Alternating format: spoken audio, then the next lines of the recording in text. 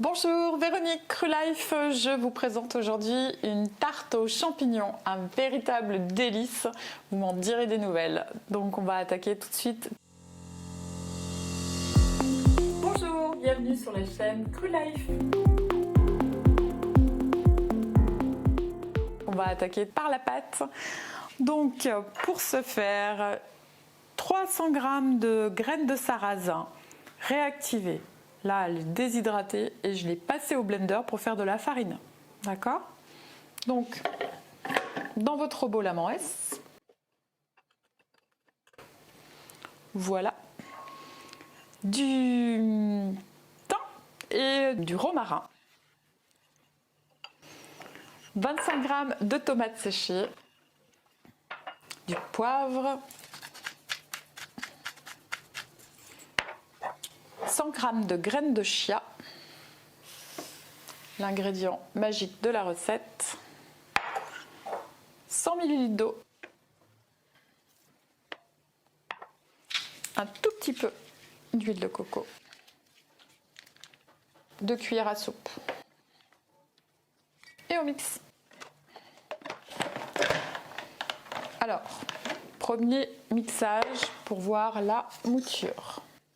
Donc là, ça fait vraiment un sable qui sent très bon, mais qui n'est pas du tout assez humide. Donc on va rajouter de l'eau de mer. Alors elle n'était pas salée, hein, donc soit vous mettez plus d'eau, vous mettez la même proportion d'eau que ce que je vais ajouter en eau de mer. Je vais mettre un shot, donc vous pouvez rajouter hop, un verre d'eau. Si vous ne mettez pas d'eau de mer, mais vous ajoutez du sel, bien évidemment, à ce moment-là. On remixe et on voit à quoi ressemble la mouture. Alors, voyons. Ah, c'est pas mal du tout, ça. Moi, je pense qu'il faut ajouter une cuillère à soupe d'huile de coco. Et ça devrait nous faire une base absolument délicieuse. Pas grasse. Alors voyons, ouais, c'est parfait. Bien, donc il nous reste à garnir le moule. Donc là, je pense qu'on va pouvoir faire, hop, petite dédicace pour Franck qui adore mon petit moule cœur. Voilà, je l'ai mis rien que pour toi celui-là. Alors, on verse l'intégralité de la pâte dans le moule. Donc s'il y a des petites graines qui se promènent, c'est pas grave. Laissez-les bien. Tout va s'agglomérer quand vous allez presser. Même si ça vous paraît un peu étrange, c'est parce que j'ai mis très peu d'eau. Le petit côté croquant de la graine de chia est très sympa. C'est une tarte qui vous donnera un peu soif, mais c'est pas grave, vous boirez davantage. Elle a beaucoup d'atouts sur un plan nutritionnel, cette pâte. Beaucoup moins grasse qu'avec des oléagineux et surtout des oméga 3 dans les chia. Donc ça, c'est un peu ce qui manque, ce qui peut manquer dans la cuisine ou dans l'alimentation vivante. C'est que ne consommons pas de poissons gras notamment. Si on n'est pas vigilant, on pourrait manquer d'oméga 3. Voilà une excellente source qui a aussi un intérêt dans la texture. C'est vraiment sympa, les graines de chia. Donc là, quand vous constituez votre fond de tarte, vous n'oubliez pas que vous devez avoir un rebord parce que nous allons avoir une crème. Et il va donc nous falloir des petits rebords pour contenir notre crème. Alors, nous allons réaliser notre crème. Celle-ci, c'est un must. J'adore. Alors, hop, nos graines de tournesol. Trempées, déshydratées, mais simplement trempées, ça marche aussi. Donc, nous allons mettre le citron. Alors, la lactofermentation, vous en avez, hop, 80 g. Donc moi, elle est rouge parce que essentiellement, il y a du chou rouge, mais il y a aussi de l'ail. Donc du coup, j'ai pas trop mis d'ail, j'en ai mis que 2 gousses lacto-fermentées. une petite botte de persil, petite, hein, c'est ce qui me restait.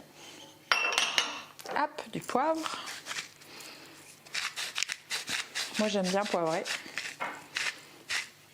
Donc j'y vais de bon cœur. Il y a 8 cuillères à soupe de levure maltée. Hop, le sel, on n'en met pas, parce qu'avec la lactofermentation, ça suffit normalement. Un citron, sachant qu'il est très juteux. Alors si votre citron est trop juteux, très juteux, un demi peut suffire. Si vous prenez un trop grand blender, vous allez mettre un temps fou pour faire votre crème. Alors, bah c'est bien. Il a bien travaillé ce petit. Hop, je lui fais pas très souvent confiance à celui-ci. Mais là, en l'occurrence, c'était la bonne idée. Choisir le bon matériel en fonction de la quantité, c'est important. Si vous prenez un trop grand blender, il va ramer pour attraper la matière en fait, hein, ce qui est logique.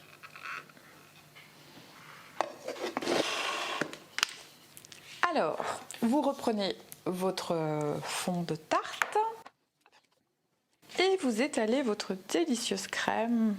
Je pense que cette crème, même lorsque je ne cuisinais pas, pourrait faire partie d'un top 10 de préparation salée que j'adore. Mais c'est vrai que vous allez vraiment épater les gens avec cette recette. Voilà. Il y a une belle quantité de crème. Elle va être très gourmande. Donc là, l'aspect est très crémeux. Ça y est. Alors, on va étaler notre petite crème. Je me languis de déguster cette tarte. Donc voilà, vous avez bien étalé votre crème jusqu'au rebord.